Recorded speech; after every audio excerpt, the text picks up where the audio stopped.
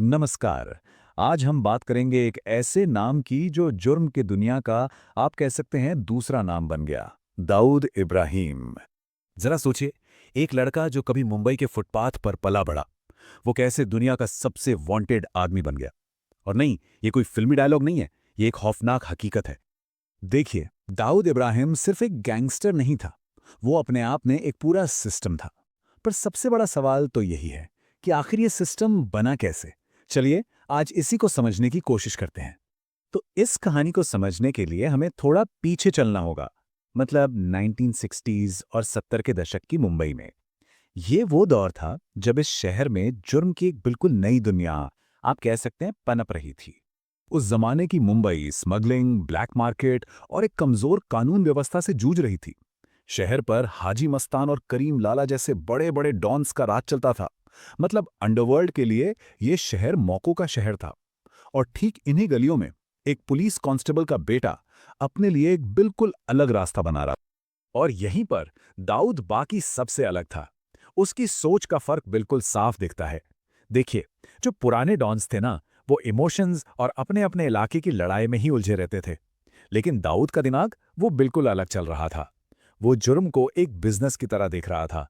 उसका फोकस इलाके पर कब्जा करना नहीं था, बल्कि एक पूरा सिस्टम खड़ा करने पर था। और इसी बिजनेस माइंडसेट से जन्म हुआ डी कंपनी का। अभी कोई मामूली गैंग नहीं थी, ये जुर्म की दुनिया की एक कॉरपोरेशन थी, एक कंपनी। इसका बिजनेस मॉडल भी आप देखिए एकदम साफ था। स्टेप 1, गोल्ड और इलेक्ट्रॉनिक्स की स्मगलिंग पर पूरा कब्जा करो। स्टेप 2, पैसे को गैर कानूनी तरीके से घुमाने के लिए एक मजबूत हवाला नेटवर्क तैयार करो। स्टेप 3, अपना दबदबा बनाए रखने के लिए ऑर्गेनाइज्ड हिट स्क्वाड बनाओ। और सबसे जरूरी स्टेप 4, इन सबको एक सेंट्रल कमांड से कंट्रोल करो। तो मतलब सबसे बड़ी बात यह है कि उसने सिर्फ एक गैंग नहीं बनाई, उसने एक सेंट्रली कंट्रोल्ड क्राइम कॉरपोरेशन खड़ी कर दी। और ये एक ऐसा इनोवेशन था जिसने मुंबई अंडरवर्ल्ड का चेहरा हमेशा हमेशा के लिए बदल दिया।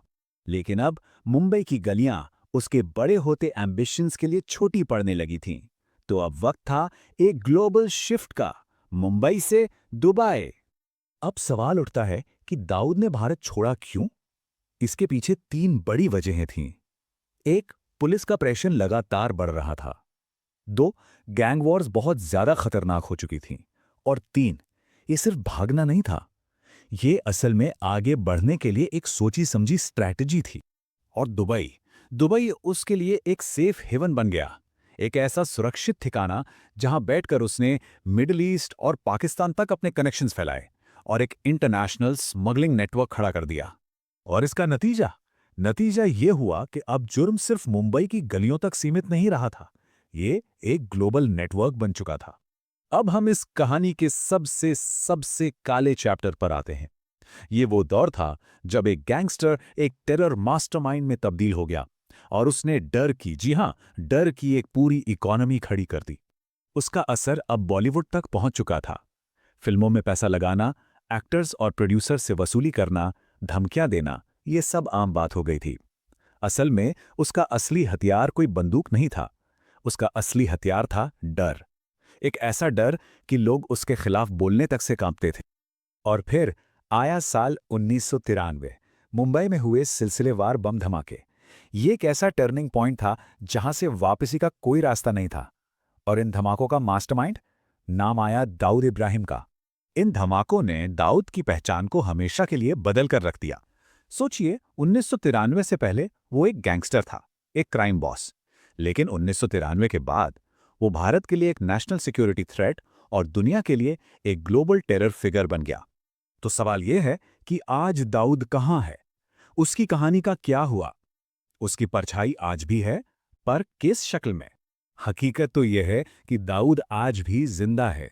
रिपोर्ट्स के मुताबिक वो पाकिस्तान में रह रहा है। उसका जो ओरिजिनल नेटवर्क था वो आज भी मौजूद है। हाँ, भले ही अब वो टुकड़ों में बट गया हो। तो आखिर में सबसे बड़ा सवाल यही रह जाता है, क्या दाऊद इब्राहिम का चैप्टर सच में क्लोज हो चुका है, या वो बस परछाइयों में छिपा है, किसी और मौके का इंतजार कर रहा है।